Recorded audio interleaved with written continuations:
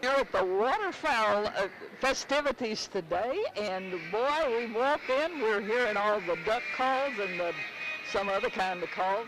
Are you making all that noise? Yes, ma'am. All right, tell me a name and who you're with, and I know you're doing duck calls. Yes, ma'am. My name is Nathan Rabel. I'm with West Tennessee Duck Hunters in Our Youth. It's a youth organization, and Hayes Calls. Oh, okay, a youth organization, and who's this young man? This is Andrew Hyde. He's one of our junior pro staffers, and we help him by paying some of his entry fees to blow in competitions. We take him hunting. We help supply him with calls that he can blow. And now, do you know how to blow all this stuff? Yes, ma'am. Well, let me hear you blow. What is this one? That's Canadian goose. That's a what? Canadian goose. A Canadian goose. All right, now here you go. Let's hear it.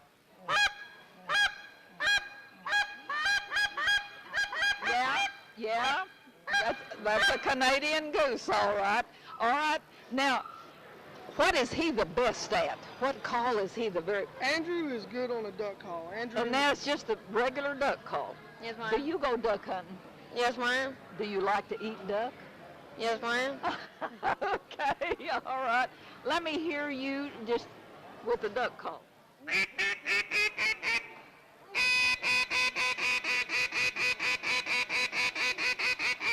Oh, now, what does that duck want when it's yelling like that? It's a hail call. A hail call. And what does a hail call mean? Like when ducks are way out there, and you a want whole flock of them coming in, and you want them to light right in front of you, right there, so you can shoot them. Yes, ma'am. Okay. So when they're way out there, you want to get their attention, and you want to give them a hail call. Okay, now where did you learn to do duck calls? Who taught you? A man named Cody Rodriguez. Okay, all right. He taught me a little bit, and I learned on my own a little bit. Okay, and so do you go to school with all that around your neck? I always have at least one duck call on me, everywhere I go. Why? Because you never know when I might run into a famous person, and you never know when I might run into a pro staff member that wants to sponsor me. Oh, okay. Hey, that's pretty good. So you all are doing you're doing a great thing working with these young people. And he's going to be a dandy. Yes, ma'am. One to go on and keep it coming, right? Yes, ma'am. We also have 3 other youth that we sponsor also. Okay, are they here with you today? They're running around here somewhere, yes. But he's here. I bet he's the best. Yes, ma'am. He calls me every day. We mentor to him. Oh, you know, okay. Sometimes kids have problems and things that they can't talk to their parents about. Well, we're here. They can call us and talk to us, and we can give them advice. Is there not one of these things he can blow and you'll just know what's wrong? Know my name, and I'll come running like he's my own. All right, he's a pretty good guy then, isn't he? Yes, ma'am, he's a wonderful guy. Oh, well, okay. Thank you all. Thank you, ma'am. Have a great day. And now, let's meet the guy who's head of all this out here, or at least you're running it, are you? Townie, what's Townie short for? For Townsend is my name, really. Townsend. Yes, ma'am. Does anybody call you that? Just my mama if I'm in trouble. Oh, okay. Now tell me about the organization of this. Well, it's the Missouri Waterfowl Festival. We started, this is our 4th year, and we just want to bring attention to the duck hunting in the area. And we've got some of the greatest stuff down here in this boot hill. Oh, absolutely. Once we put rice in down here, all of a sudden the ducks start coming in. So it's a big industry. It's there's about 250,000 acres of rice in this area, and everyone started putting pits in and blinds, and we're right in that Mississippi Flyway, so the ducks started coming in, and it's a big business. Okay, so you all are calling attention to the fact that it is big business? Yes, just wanting to inform everybody about it, just wanting to let everybody know the economic impact. It brings people in to hunt, they spend the night, they eat. It's a great deal for the community. Good, all right, okay, so you're planning to continue this? Yeah, we'll continue this, and we made it more family-oriented. The first year we were real hunter-oriented, and after that we started saying, hey, let's do some different things that's more fun for the kids and bring the family out and have So a good you got, I time. know, petting zoo, and you got what, some sort I know of something- show tomorrow. That, We got a pet show tomorrow. We got the petting zoo today. We'll have a mechanical bull tomorrow. Oh, you will have. Yeah, All that's right, right. we'll have to come back tomorrow. Of course, we've got the games that we haven't had in the past. Those are all neat. The kids really love that. The rock climbing wall came back, and the duck racing's new. I mean, it was new last year, and we had to bring it back because everybody loved that. Yeah. So that was All right, real big. We're going to get that. I think they're going for another show. Oh, they're getting ready to do a Well, show. you're doing a good job with this. This sounds great. Well, I do appreciate it. Well, all right, good. Thank you. Well, thank you. You see 'em?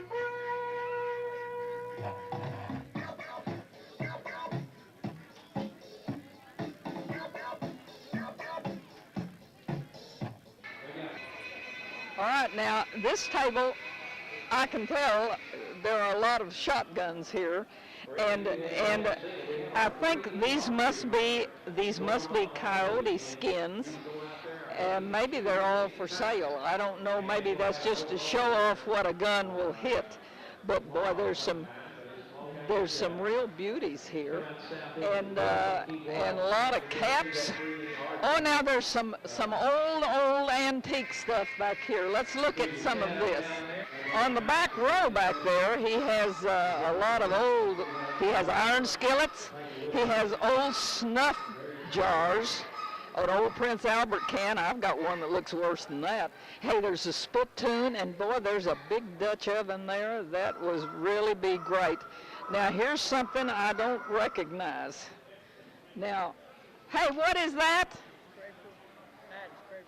A hide scraper. Yeah, I haven't scraped any hides lately is the reason I didn't recognize that, but a hide scraper, okay. Now, all of the old tools, you got all these things for sale, huh? All of them to sell. What's your prize? Different prizes. Well, I mean, what's the prize? What's the best thing you've got that somebody ought to really grab? It all is? All right, he says it's all worthwhile. Now look over here. He's got food grinders.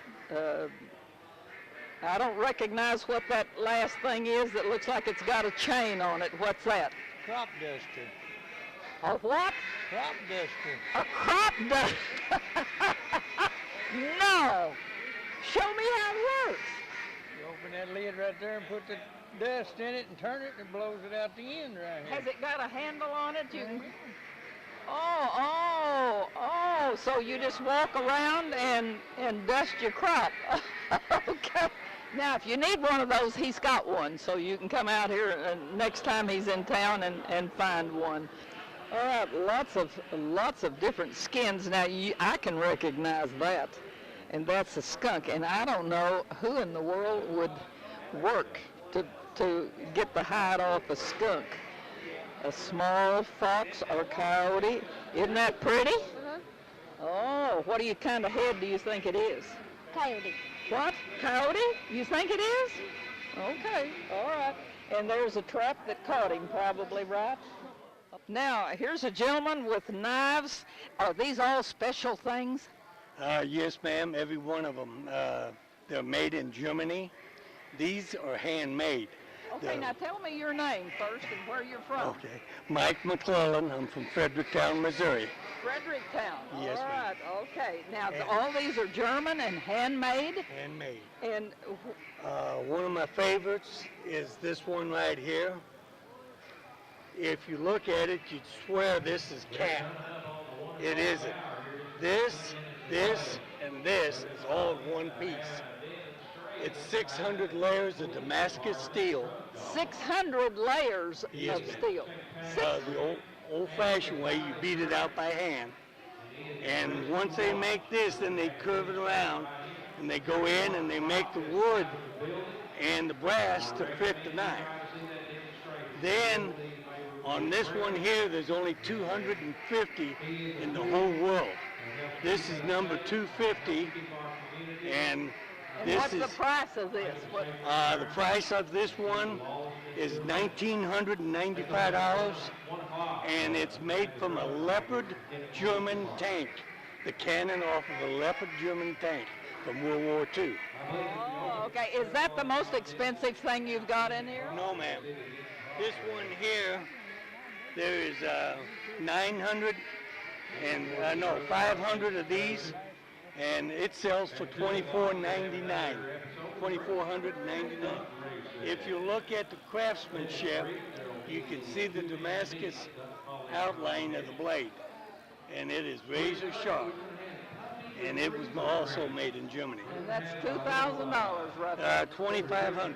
Do you own all of these? Yes, ma'am. So you started the collection how many years ago? About 10. I got about 14,000 in this.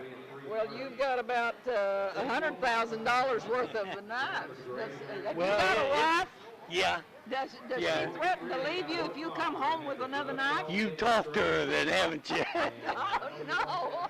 Now, I got to show you this one. This one here is 600 layers of Damascus steel. It's handmade by Ron Brown in Vienna, Illinois. And he folds them by hand with a hammer. And he wore out 2 rat-tail fowls trying to put that spade through that blade. Right here. Right. He He said wore he'd out 2 files. 2 rat-tail fowls and himself. He said he'd never do it again. And what's the handle made It's from? stag, horn, deer stag horn. Deer horn, all And, right. it's Well, beautiful it is piece. how much would that sell for? I was offered, now when I was offered this, I was making money. It hasn't been like the last 3 years with this recession we had. Okay. But I was offered $3,000 for it. And you passed it up. I passed it up. It's a wonder she didn't leave you then. She doesn't know about it. I hope she doesn't see this phone. So as long as she don't see this, I'm safe. Well, it only goes to Kennett and Zenith and Well, then Hawkins a I'm- little bit. You're okay. all right. I'm safe then. Oh, well, all right. I wouldn't want to split up a good home here over all these knives. How many guys are going around like this selling knives, would you say? Are there very many? Oh, throughout the United States, Yeah. different brands.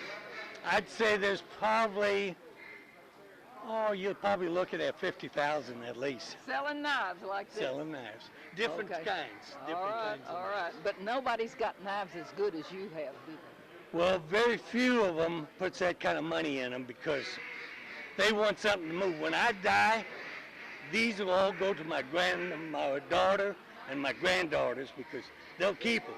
If I give them to my son, he'll spend it. So, Oh, okay. So he's got his kids all figured out. Yeah. Well, all right. Thank you for your time. You're very welcome. Just a few moments, we're going to see some sort of a demonstration of what a drug dog can do and what this one does. Well, he seems, I suppose this is part of the thing. The dog is walking around the truck.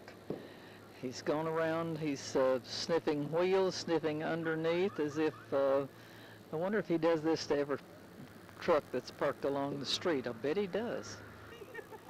All right, so the dog gets up in there and smells everything.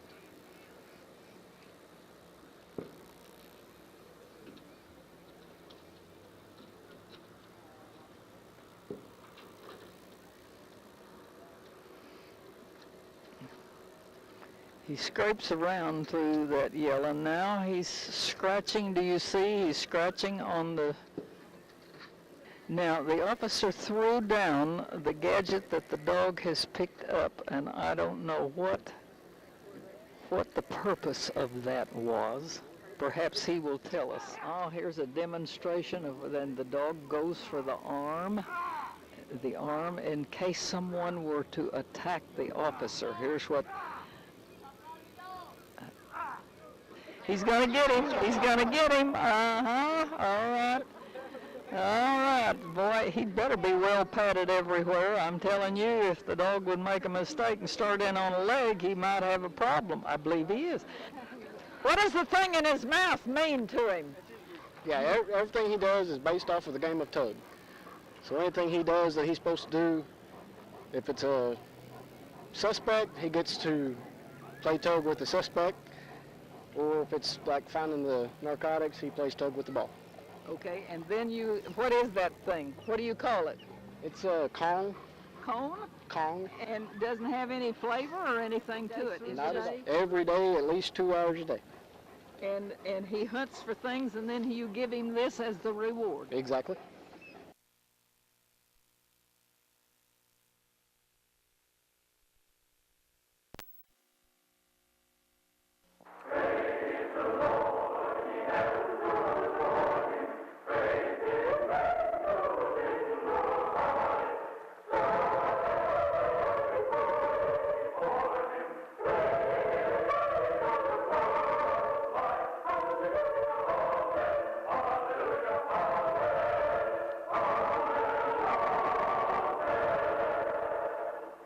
Welcome to Guidelines for Life, a local origination television production made in the studios of the Slasher Street Church right here in Kennett, Missouri.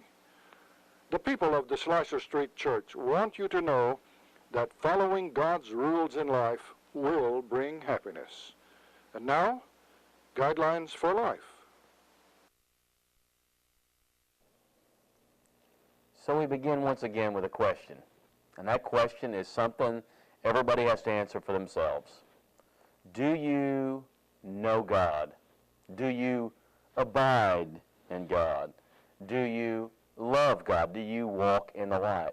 These are questions that everybody has to answer because it's a crucial, crucial question for your life and for eternity. But it's easy to give an answer and just think, well, I think I am. I think so. I'm a pretty good guy. And we have these different standards for how we use to gauge the accuracy of the statement. I'm Spencer Furby of the Slasher Street Church of Christ here in Kennett. I welcome you to this time. I hope that you have a few moments to spend with us because we're going to get a Bible answer to that question and even offer you at least one way of knowing whether that's true about you or not. We ended last time talking about this matter that in 1 John chapter 2, these terms are interchangeable, abiding with God or walking with the Lord or walking in the light or knowing God. All those are the same thing. But some of the opponents of John were using that language as if to say, well, you guys know God, but we abide in him. And we had this English accent which made it sound like they were much more sophisticated than the Southeast Missouri kind of talk that we talk, right? How do you know? He's emphatically said it over and over again. It doesn't matter what term you use to describe it, to name it. They all require the same thing from you. So what's it take to know God, to love God, to walk in the light and abide in the Lord? What's it take? Easy. Do you obey him? Now, the first time we answered this, you know that you know God if you admit and deal with your sin. The second one is you know God if you actually obey what he says. Now, what's it mean? Just as he used all the words that we used a moment ago to describe the relationship, to name it and label it, John uses several words to describe what obedience is, and they are just as clear and just as emphatic. Look at verses 3 and 4 of 1 John chapter 2. Whoever says, I know him, but does not keep his commandments is a liar, and the truth is not in him. But whoever keeps his word, in him truly the love of God is perfected.